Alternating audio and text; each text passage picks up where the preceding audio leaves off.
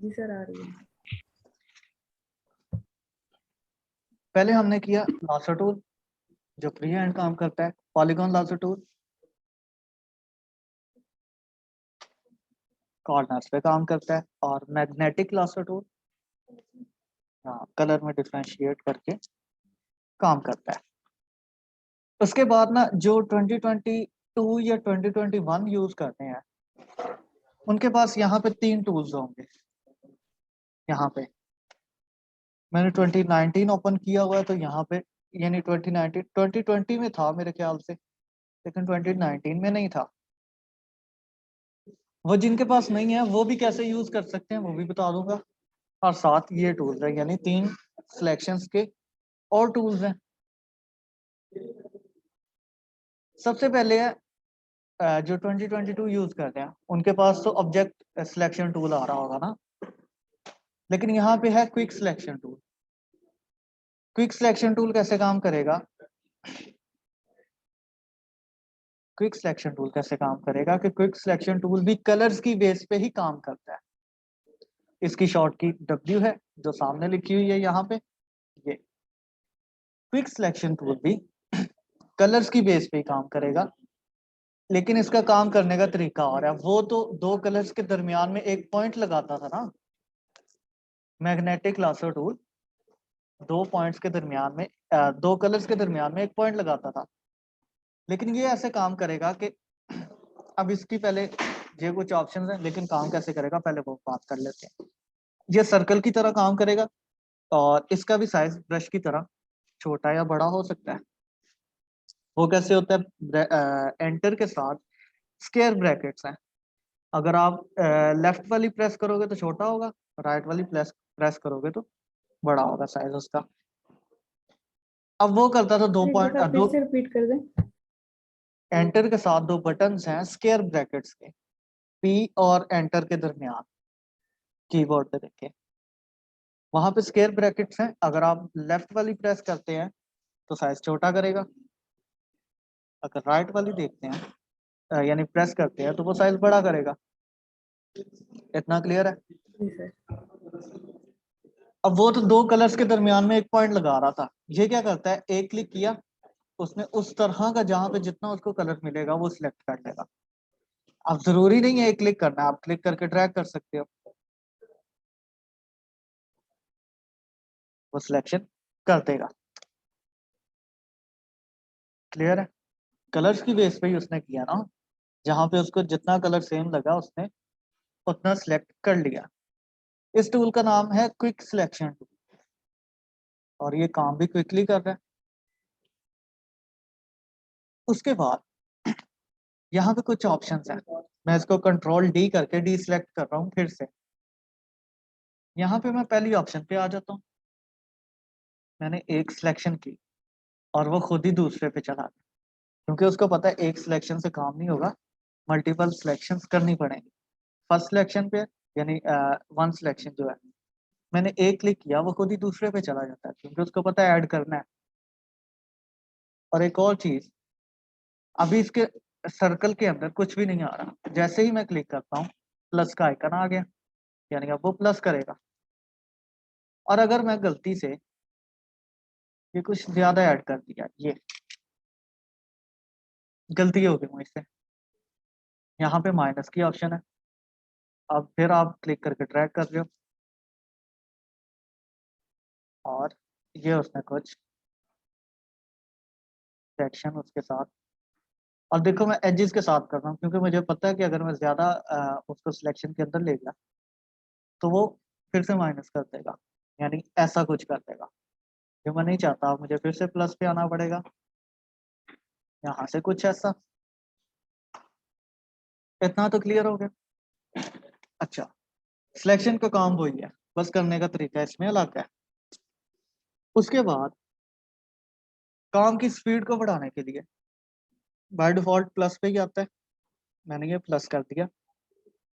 ठीक है, अब मुझे शर्ट नहीं चाहिए थी, अब या तो मैं बार बार इधर आऊंगा ऐड करूंगा, अगर ज्यादा माइनस हो गया तो फिर मुझे दोबारा इस ऐड की ऑप्शन पे आना पड़ेगा। लेकिन अगर मैं ऑल्ट का बटन प्रेस करूं, देखो ये ऑप्शन खुद ही माइनस में चली जाएगी। मैंने ऑल्ट का बटन प्रेस किया हुआ है, चेंज हो गया, छोड़ूंगा वो फिर से प्लस में आ जाएगा। मैं ऑल्ट का बटन प्रेस करके ये कुछ इस तरह माइनस कर दिया,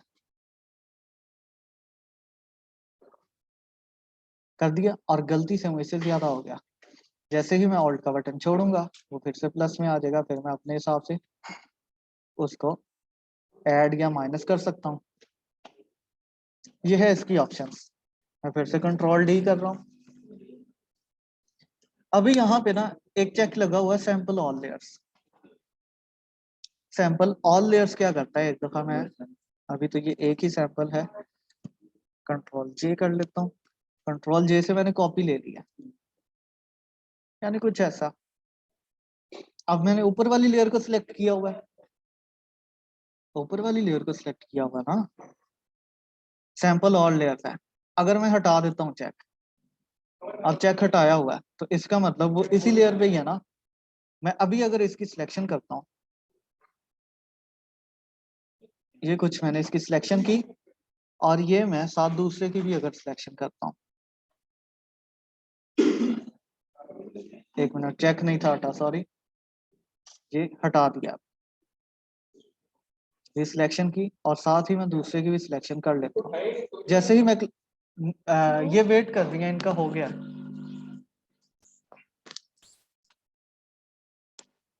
करवाओ फिर से।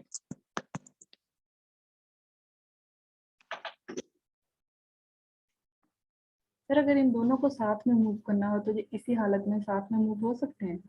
हाँ मूव हो जाएंगे, वो भी बताता हूँ अभी।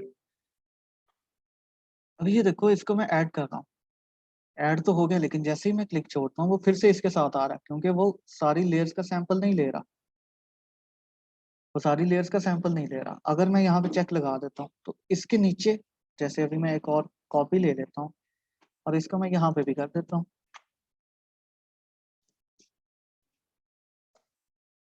इस तरह कर देते हैं। अब क्योंकि सैंपल ऑल लेयर्स पे चेक लगा हुआ है, ठीक है। अब जब मैं इसको सिलेक्शन में लेके आऊंगा ना, ये, उसके बाद दूसरी सिलेक्शन में भी, तीसरी में भी, तब ये सबको सिलेक्ट करना है, सबको करना है ना। हालांकि एक लेयर नीचे है, एक लेयर ऊपर है, लेकिन वो ऊपर वाली का भी ले रहा है सैंपल और नीचे वाली का भी सैंपल ले रहा है, क्योंकि मैंने ऑल लेयर्स का सैंपल, यानी जो जो इस टाइम आर्ट वर्क पे, आर्ट बोर्ड पे सॉरी, नजर आ रहा है, वो सारी चीजें को वो सिलेक्ट करता है।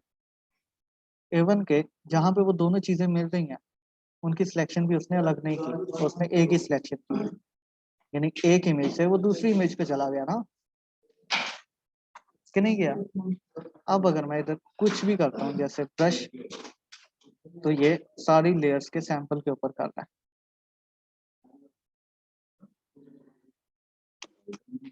ठीक है। सैंपल ऑल लेयर्स का ये मतलब था। ऊपर वाली लेयर को डिलीट करता हूँ, मैं आ जाता हूँ इस पे वापस।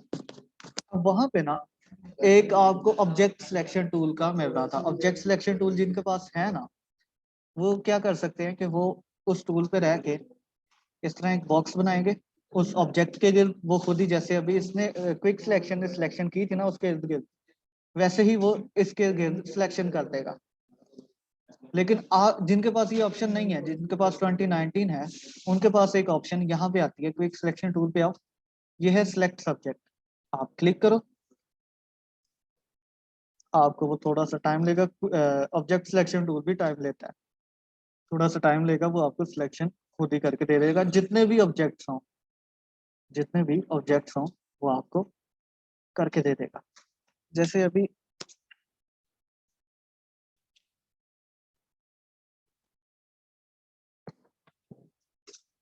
ये कुछ इस तरह कर दिया, फिर से आ जाता हूँ, सिलेक्ट सब्जेक्ट कर देता हूँ,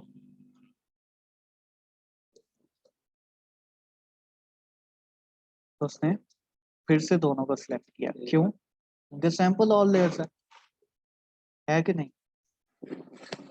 अब ये कुछ ऐसे काम करेगा, ठीक है, जिनके पास ऑब्जेक्ट सिलेक्शन टूल नहीं है। उसके बाद इसके नीचे ना एक और टूल है, मैजिक वैंड टूल। वैंड या वांड कहा जाता है। इसका मतलब क्या होता है? क्या, क्यों, कैसे, 3 क्वेश्चन है ना। इसका मतलब क्या होता है?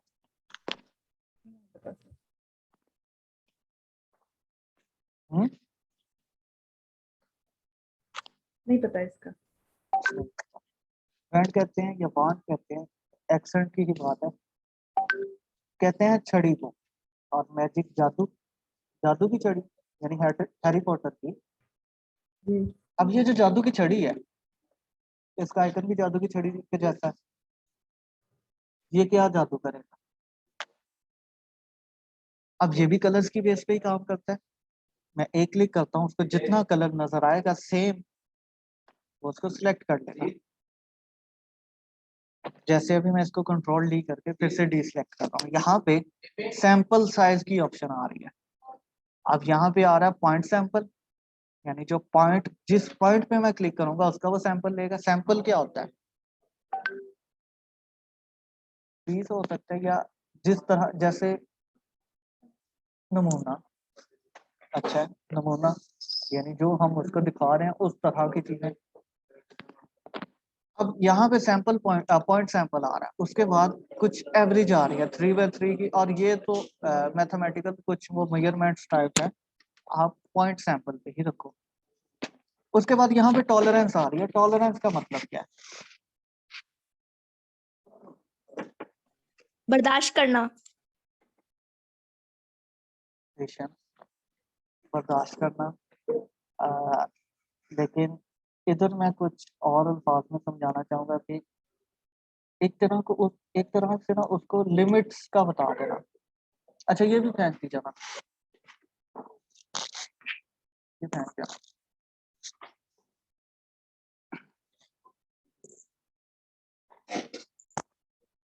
जैसे लिमिट्स, यानी अब टॉलरेंस मैंने यहाँ पे रखी है 98 रखी है ना, मैं इसको कम कर देता हूँ। मैं इसको कर दिया 16। अब मैं यहाँ पे क्लिक करता हूँ। अब उसको, उसकी जो लिमिट है ना वो मैंने कम कर दी सेम कलर्स की।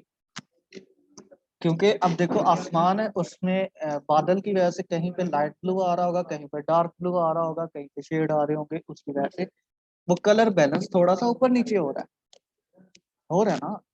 तो अभी मैंने उसकी लिमिट कम कर दी है, टॉलरेंस कम कर दिया। अब उसके पास जो उसकी हदूद है ना वो कम हो गई है। जो मैंने सैंपल लिया था, जैसे अभी मैं सैंपल लेता हूँ डार्क ब्लू का, उसको जहां जहां पे डार्क ब्लू मिलेगा वो चीज ही वो सिलेक्ट करेगा। अगर मैं उसकी लिमिट ही बढ़ा देता हूँ, मैं उसको ले जाता हूँ फिर से 100 पे ले जाता हूँ। अब मैं जब क्लिक करूंगा तो अब उसको लाइट ब्लू, डार्क ब्लू, बस उसको जहां पे भी ब्लू मिलेगा, जैसे अभी यहाँ पे फोकस आउट ऑफ फोकस हो रहा था, यहाँ पे कोई दरख्त हो सकता है, कोई और चीज हो सकती है, लेकिन वो फोकस की वजह से उसने उसको भी ब्लू किया हुआ है, तो उसने डार्क ब्लू भी सिलेक्ट कर लिया। यहाँ पे बादल की वजह से लाइट ब्लू था, उसने उसको भी सिलेक्ट किया हुआ है, यानी उसकी हमने लिमिट बढ़ा दी। अगर मैं ज्यादा बढ़ा देता हूँ, जैसे अभी मैं 235 ले जाता हूँ, अब इधर मैं क्लिक करूंगा तो ये देखो इधर ब्लू शेड्स आ रहे हैं, इधर भी आ रहे हैं, इसलिए उसने इन चीजों को भी सिलेक्ट कर लिया जहां जहां पे भी ब्लू शेड आ रहे हैं, क्योंकि मैंने उसकी लिमिट बहुत ज्यादा की हुई है। उसकी लिमिट पे डिपेंड करता है, और ये कॉम्बिनेशंस होते हैं, ये आपने देखते रहना होता है, इसलिए इस तरह की चीजें मैं आपको कॉन्सेप्ट्स के साथ समझा रहा हूँ। इतना भी क्लियर है? उसके बाद सिलेक्ट एंड मास्क जो है वो थोड़ी सी और एडवांस है, और ये कुछ ऑप्शंस और एडवांस है, ये अभी मैं नहीं बता रहा। क्लियर है?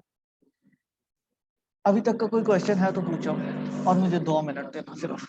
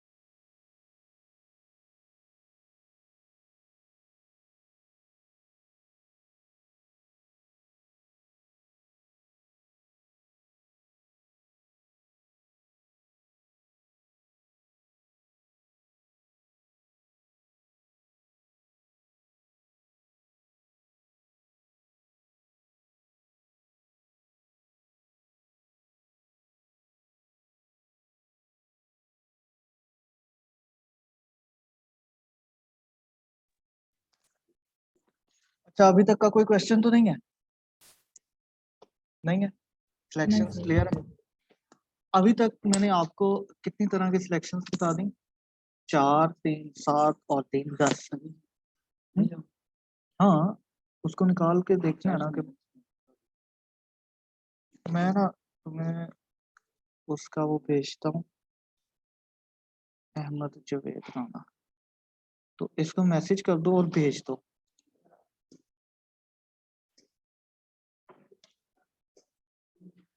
ठीक है, इसको मैसेज करो, वो एक्सेप्ट करेगा, उसको भेज देना और नीचे जा चले जाना, वैसे ही प्रिंट निकलवा लेना।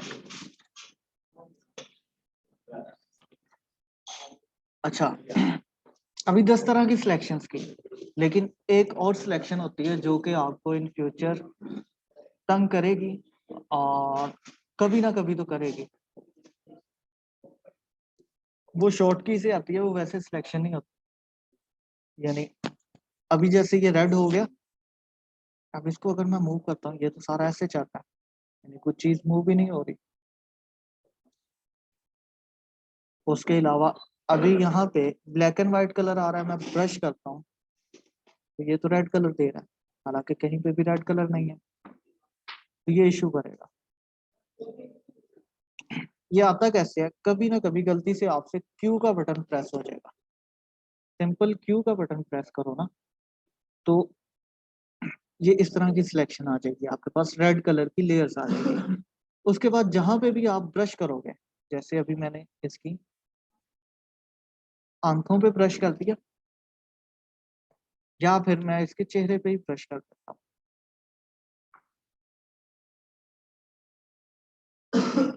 इतना एरिया मैंने ब्रश कर दिया। अब फिर से मैं क्यू का बटन प्रेस करूंगा ना। अच्छा, ये ब्रश जो है ना, रेड कलर का क्यों आया था? कि उस एरिया को छोड़ना है, रेड जोन जिस तरह होता है, रेड जोन को छोड़ दिया जाता है ना, इसी तरह वो उस रेड एरिया को छोड़ दिया। बाकी देखो, बाकी सारा एरिया सिलेक्ट है। अगर मैं इसको कंट्रोल शिफ्ट आई करता हूँ, और सॉरी, कंट्रोल शिफ्ट आई, अभी देखो ये चीज सिलेक्ट नहीं है, आउटलाइन पे कोई सिलेक्शन नहीं ना आ रही। अब अगर मैं ब्रश करता हूँ तो ये देखो, ये इनर साइड पे हो रहा, आउटर साइड पे नहीं हो रहा। लेकिन अगर मैं कंट्रोल जी करता हूँ, अभी यहाँ पे आ रही है ना सिलेक्शन, इसका मतलब ये एरिया सिलेक्टेड नहीं है। जैसे ही मैं इधर आता हूँ, ये एरिया सिलेक्टेड है। नहीं समझ आई क्या आ गई है?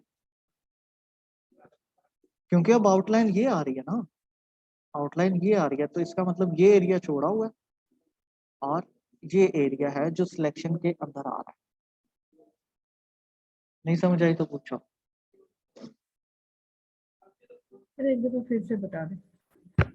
क्यू प्रेस किया, आपके पास वो सिलेक्शन की ऑप्शन आ गई। मैं ब्रश पे आता हूँ, मैं कहता हूँ वो कौन सा एरिया होना चाहिए जो सिलेक्ट ना हो। जैसे मैं कहता हूँ कि लाहौर में बारिश हुई सिवाय जौहर टाउन के, तो जौहर टाउन उस सिलेक्शन के अंदर नहीं ना आ रहा, पूरे लाहौर में। इसी तरह अब मैं चाहता हूँ कि ये वाला जो एरिया है ना, ये सिलेक्शन में ना आए, जहां जहां पे ये रेड कलर हो रहा है। इतना कर दिया, गर्दन भी उसकी ले आ, इतना एरिया ना सिलेक्ट हो, बाकी एरिया सिलेक्ट हो जाए। क्यू प्रेस किया था, उतने एरिया पे रेड कलर कर दिया, और फिर से क्यू प्रेस कर देता हूँ, तो वो जितने एरिया में रेड कलर आपने किया होगा, उतने एरिया को सिलेक्शन नहीं लेगी, बाकी सारे एरिया को ले लेगी। जैसे अब जरूरी नहीं एक ही हो, आप इस तरह स्पॉट्स ले लो। फिर से क्यू प्रेस किया, अब ये जितने स्पॉट्स हैं वो सिलेक्शन में नहीं आए, बाकी सारा सिलेक्शन में। क्लियर? जी सर। क्लियर? आप इतनी दूर दूर क्यों बैठते हो? हम्म, यहाँ पे भी है, वहां पे भी है।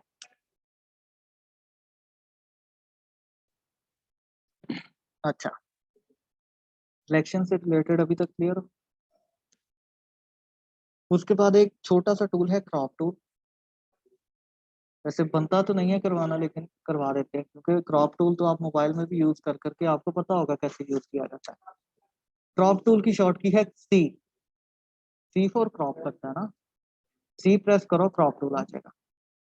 इसमें कुछ चीजें हैं मेन मेन जो मैं अभी आपको बता रहा हूँ। जैसे अभी ये आ रहा है रेशो, यानी जो भी है आप उसको मैनुअली कर सकते हो जितना भी करना चाहो, ठीक है। ये वही सेव एंड नन, मैंने नन कर दिया।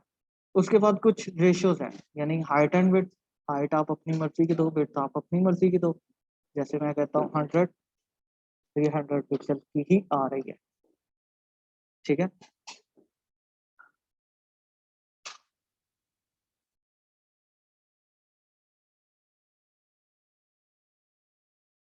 किधर गया ये? अब ये सिलेक्शन इस तरह थी। इसी तरह आपके पास कुछ और मेजरमेंट्स आ रही हैं जिसके हिसाब से आप कर सकते हो, लेकिन मैं तो रेशियो पे ही रखता हूँ ताकि अपनी मर्जी से कर सकूँ। उसके बाद यहाँ पे एक ऑप्शन है डिलीट क्रॉप्ड पिक्सल्स। अभी मैंने चेक नहीं लगाया हुआ, मैं कर देता हूँ इतना और ओके कर देता हूँ। ये मेरे पास इतना तो आ गया। इसको मैं मूव करता हूँ, लेकिन इसने मेरा बाकी जो डाटा है ना वो रिमूव नहीं किया। बाकी डाटा मेरा वैसे ही पड़ा हुआ है ना, बाकी डाटा मेरा वैसे ही पड़ा हुआ है। अब अगर इन फ्यूचर मैंने काम कर लिया और बहुत सारा काम करने के बाद मुझे पता चला कि मुझे कुछ और एरिया चाहिए, अभी भी टेढ़ा आ रहा है ना, ये तो करने वाला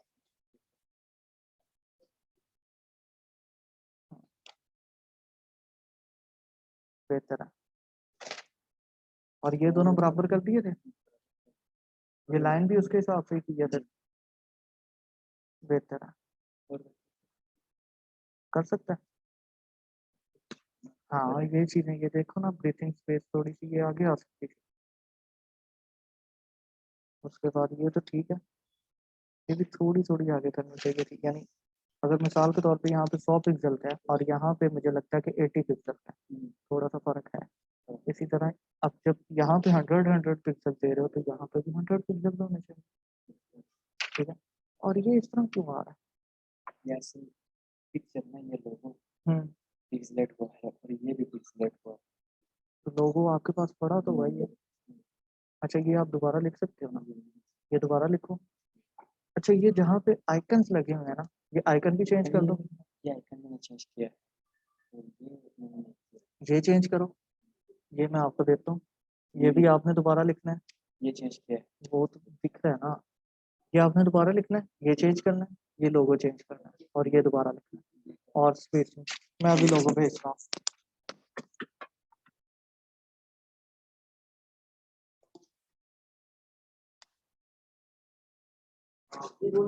भाई थोड़ा सा काम है तो इसलिए मैं आपको बार बार डिस्टर्ब कर रहा हूँ, रोक रहा हूँ। काश आ गया, ठीक है। और इसमें ये लोग आ गए।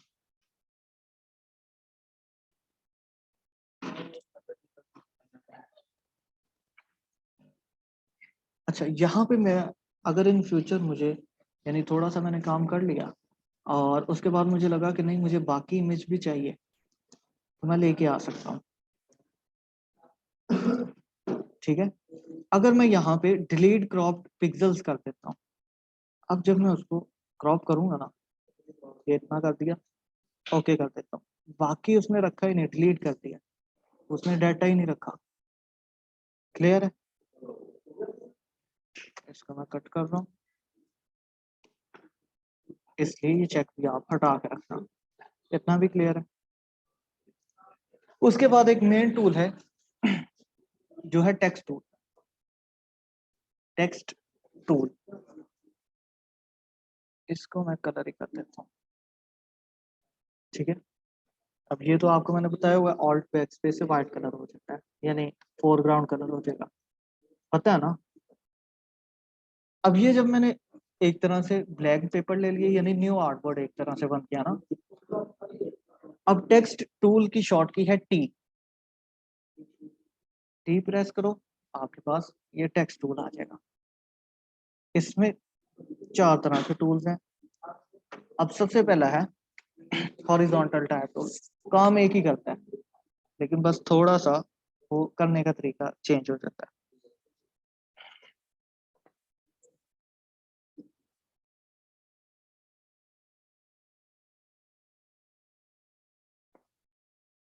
अच्छा, मैंने ये टेक्स्ट टूल पे आया, यहाँ पे मैंने क्लिक कर दिया, और अभी तो मैंने उर्दू फॉन्ट को सिलेक्ट किया हुआ है।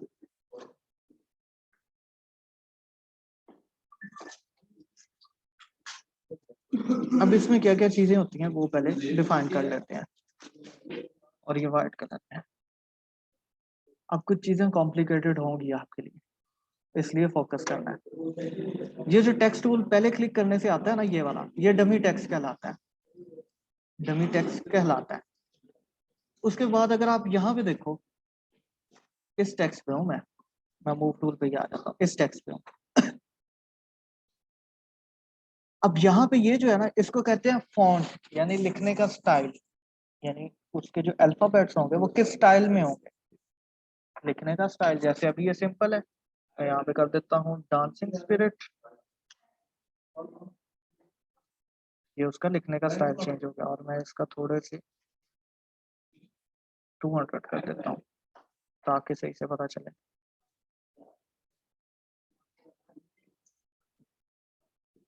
ये अब इसका स्टाइल चेंज हो गया ना, तो फिर से यहाँ से चेंज कर देता हूँ, बीबीएस कर देते हैं। अब इसका लिखने का स्टाइल ये है, यानी फॉन्ट इज इक्वल टू लिखने का स्टाइल, है ना। अब ये जो लिखने का स्टाइल होता है ना, इसको मैं फिर से पॉपिंस करता हूँ, पॉपिंस फॉन्ट, और उसके सामने आ जाता है फॉन्ट फैमिली।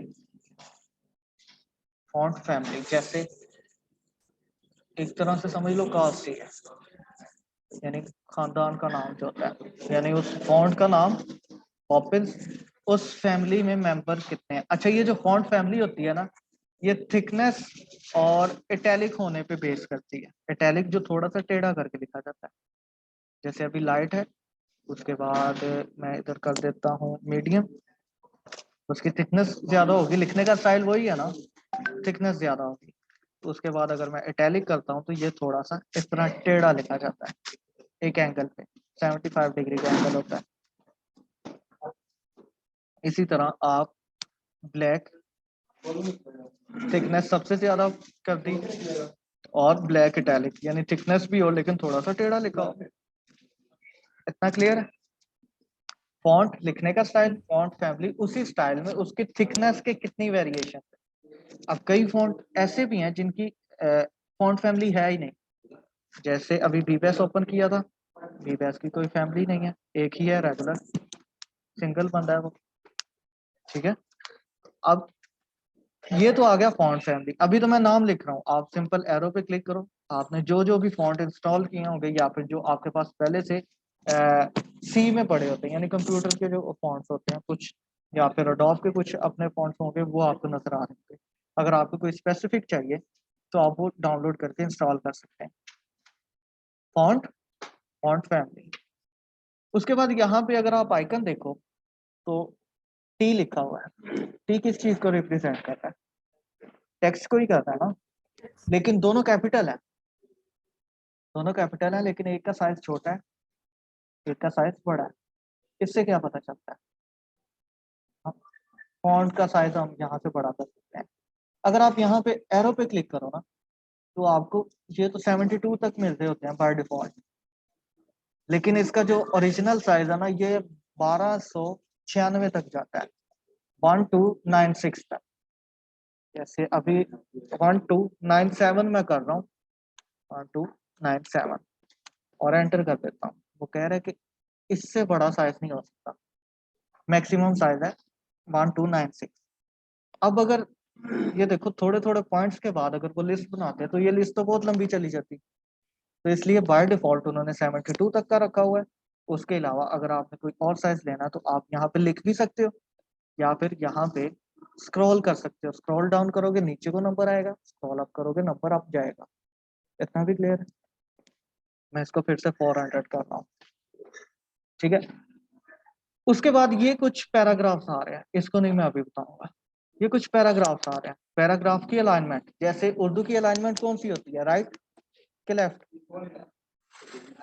राइट होती है। इंग्लिश की कौन सी होती है, लेफ्ट होती है। और मैथ्स की कौन सी होती है,